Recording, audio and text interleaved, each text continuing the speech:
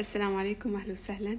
حنعمل وصفة مقلوبة، والمقلوبة من الوصفات اللي محبوبة جدا ولها عدة طرق. أنا بحاول أخليها أقرب إنها تكون طريقة صحية بدون ما نقلي الخضار، بس ممكن عادي تقلوا الخضار وتعملوا نفس الطريقة.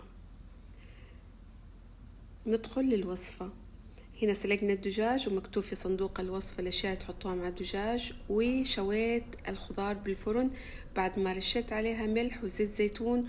ضروري تحطوا تحتها ورق زبدة حتطلع النتيجة أفضل. دخلوها الفرن، أشووها، بعدين أقلبوها على الوجه الثاني وحمروها من الوجهين. كمان شويت باذنجان أسود.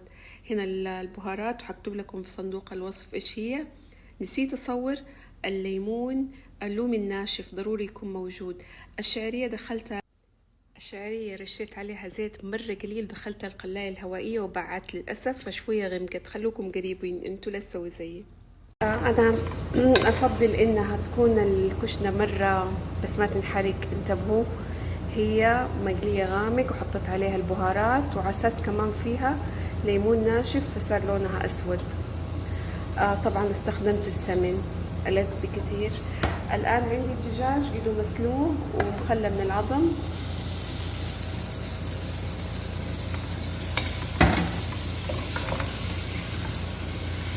هنا الباذنجان الأسود حمرته كمان في الفرن، شوفوا لونه.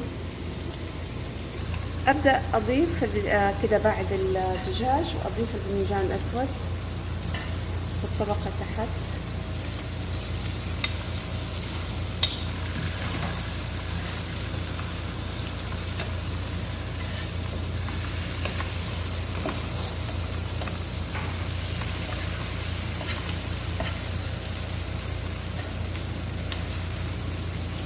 كده خلصت الباذنجان، حابدأ أضيف الخضار الثاني. هذه المرقة اللي سوينا فيها الدجاج أضيفها على الرز. أتأكد من كميتها. بتعالي حضيف شوية بس لأنه هي نزلت تحت لسه حتطلع، بس أضيف شوية. هذا سويتها في القلاية الهوائية ونسيتها شوية فغمقت لكن ما انحرقت. بس حضيف شوية موية بس كده كويس، واخليها اول مرة تصير ترتفع درجة حرارتها بعدين ارخي النار. هنا البطاطس جزر الزهرة ونكمل. هنا الشعرية. انا عارفة اني انا مكترة الخضار، انا احب انه يكون الخضار كميته كبيرة عشان نقلل نسبة اكل من الرز. هنا الرز ونضيف المرقة اللي سلقنا فيها الدجاج. شوفوا ارتفعت درجة حرارتها. الآن أوطي النار وأغطيها، خليها تجلس فترة. شايفين كيف؟ خليها على نار هادية.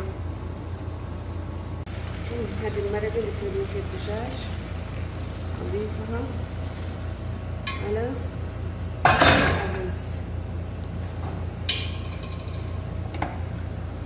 أتأكد من كميتها. بتعالي حضيف شوية بس لأنه هي نزلت تحت لسه حتطلع، بس أضيف شوية. هذا سويتها في القلاية الهوائية ونسيتها شوية فغمقت لكن ما انحرقت. بس حضيف شوية موية بس كده كويس، واخليها اول مرة تصير ترتفع درجة حرارتها بعدين ارخي النار. شوفوا ارتفعت درجة حرارتها. الان اوطي النار واغطيها، خليها تجلس فترة. شايفين كيف؟ خليها على نار هادية. شوفوا بدأ خلاص باقيله مرة شوية. لاحظوا الحبات كيف حبة بحبة. هذا رز مصري ما خليناه يتعجن، نثري، رز مصري نثري. والفكرة كلها انكم لا تكتروا الموية، والمرة خلوا خلوا القدر كله يسخن تماما بعدين وطوا النار. أصعب شيء قلبة الرز. يا ميري.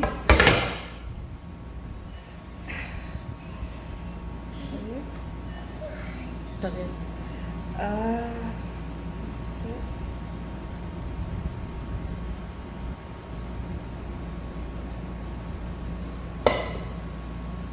لو خليتها أكتر حتمسك مع بعضها، بس إيش رأيكم؟